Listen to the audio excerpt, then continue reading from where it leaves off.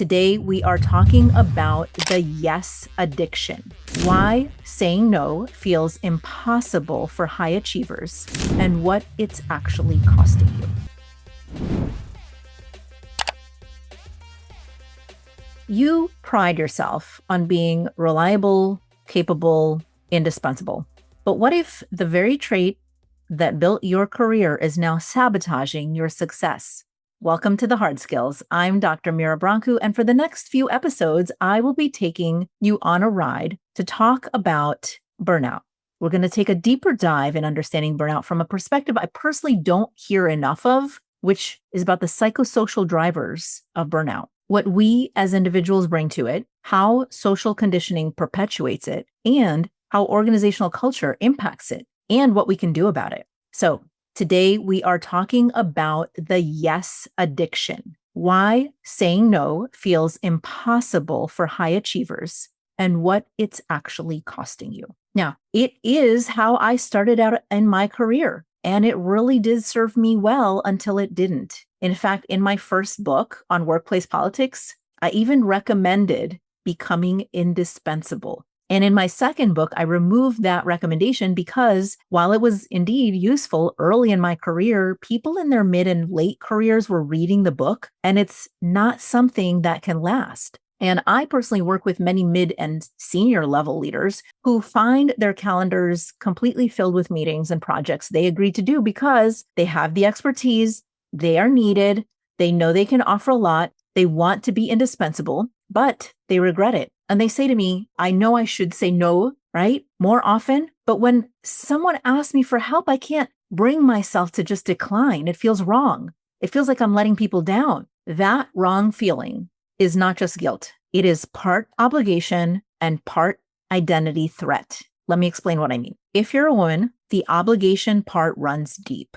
You have been socialized your whole life to serve others and sacrifice your needs. So it can feel like an automatic decision. Yes, of course, I must. Yes, of course. Or the identity threat part, that's the deep, visceral sense that saying no challenges who you fundamentally believe you are. I mean, think about it. How did you get to where you are? You said yes. You took on the extra project. You stayed late. You helped the struggling colleague. You became the person everyone could count on. Your identity as a high achiever is built on being useful, being needed, being the solution. And these two are the interaction of gender identity and achievement identity and what we have been rewarded for doing in those roles. That's a social conditioning experience, right? So when someone asks for help and you consider saying no, your brain doesn't just process it as declining a request. It processes it as a rejecting of a core part of yourself. If I'm not the person who helps, who am I? So when you get that surface level advice, right, to just like say no, put up boundaries, and you don't know why it just can't be that easy, well, this might be why for some of you. And this is exactly why time management doesn't work for leaders. Traditional time management recommendations assumes that all tasks are equal, that if you just organize your calendar better, you'll be more effective. Ta-da, magic. Easy, right? But it doesn't take into consideration the mental energy of having to make those decisions about things that are so tied to our identity and our values.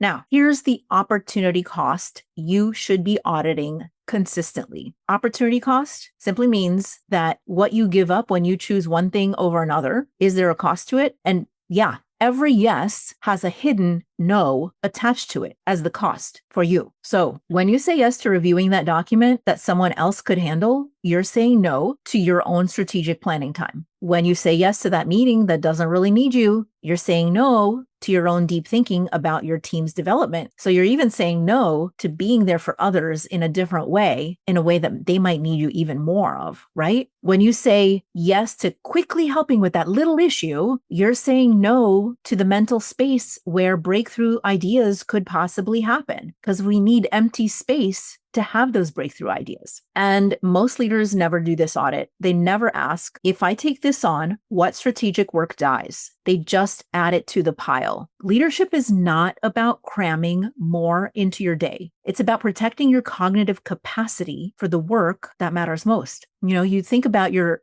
energy like a bank account. Every decision, every time you task switch, every interruption makes a withdrawal. And time management advice focuses on fitting more transactions into your day with this amazingly perfect structured calendar, right? Which is important. I have a highly structured calendar. It does help me, but what's missing from a lot of those time management calendaring recommendations is the discussion around energy management, not just time management. Being strategic about which transactions are worth the withdrawal of your energy. So if this is hitting home, you're not broken. There's nothing wrong with you. I'm just hoping that this is very validating. You're responding exactly the way you were conditioned to respond, but that conditioning is not working for you anymore. It's working against you at this point, right? So because of that, I do have a solution for you.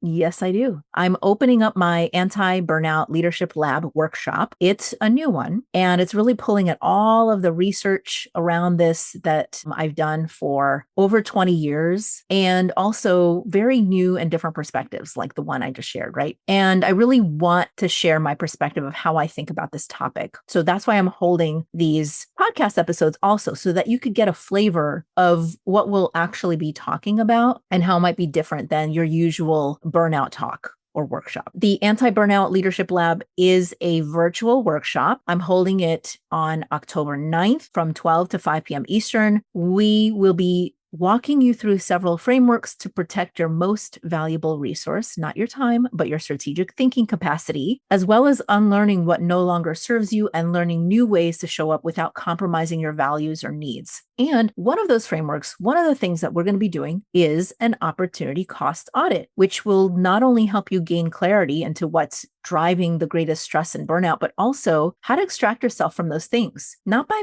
being mean or unhelpful, but by knowing how to support others, even when it means having to say no. Because that valuable work that only you can do, that is what is getting sacrificed when you say yes to everything else. So registration for the Anti-Burnout Leadership Lab closes September 29th. It's only $297 for 5 hours. And you can ask your organization if they could cover it with professional development dollars. Most of them want to, right? It's a retention measure. So you can find out more at my website, www.gotowerscope.com/2025 fellowship. This is going to be in the show notes as well. And this is for leaders in healthcare, academia, tech, or similar industries where you don't get the luxury of stable, predictable environments. It's where the work matters too much to do it badly, and you matter too much to burn out doing it. So the question for you isn't really whether you can afford to take 5 hours for this. The question is, can you afford not to? So next week, we're diving into the responsiveness trap, when being available makes you unavailable to what matters. Until then, I want you to notice how many times someone asks for your help this week and pay attention to what strategic work gets pushed aside each time you say yes. I'm Dr. Mira Brancu, and this is The Hard Skills.